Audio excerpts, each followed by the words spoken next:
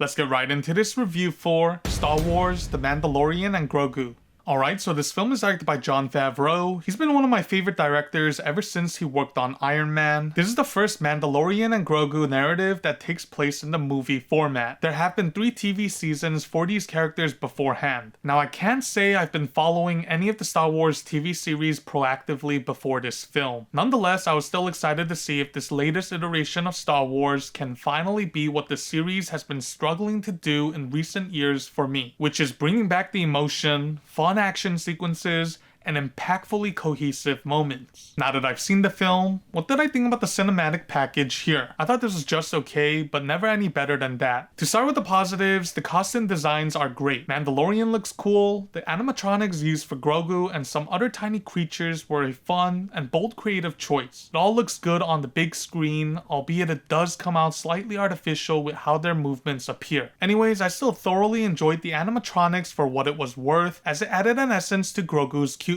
There are also some cool visuals to pair with certain scenarios. We go to some various planets with distinct visuals, and all of that was seamlessly connected and well paced as we see a legendary bounty hunter go through the motions. A part of me also enjoyed how the Mandalorian is essentially a no drama or bullshit type of character. There's something more natural and human about how he deals with certain scenarios without overblowing things emotionally or physically at any point in time. Also, all of those fight scenarios with him were pretty fun to witness, even with some of the generic vibes I got from these eye candy moments. Now to jump into my core issue with this cinematic package is that I never found this film to be impactful or truly emotional at any given moment. I remained in a neutral state of mind. I didn't love it or hate it. Like honestly, the best part of this film was when Grogu went on this solo quest at one point in the story. They should have just made that entire section like a Disney Plus short. It's literally one of the few points where I thought there was any sort of real character development or magic to this film. Grogu growing up a bit in this narrative, albeit being young for his species still,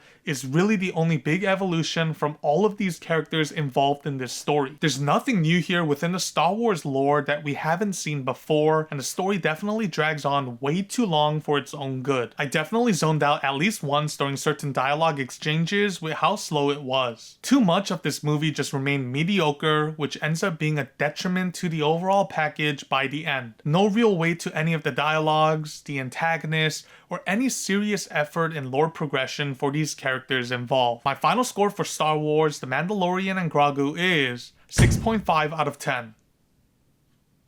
This was a solid one-time watch experience for me. I think general fans of the TV show may find some moments of joy here, but I believe the overall package will remain pretty flawed to most general viewers out there, even to the fans of the show. Some great fan service with Grogu, decent moments of actions with the Mandalorian, but the mediocre story and almost non-existent lore progression makes this tough to justify being a movie experience which passed through all stages of production. Anyways, thanks for checking this review out. I'll have more coming out soon, so stay tuned for that. Like and subscribe if you haven't done so already, and I shall see you on my next upload. Until then, stay safe out there and peace.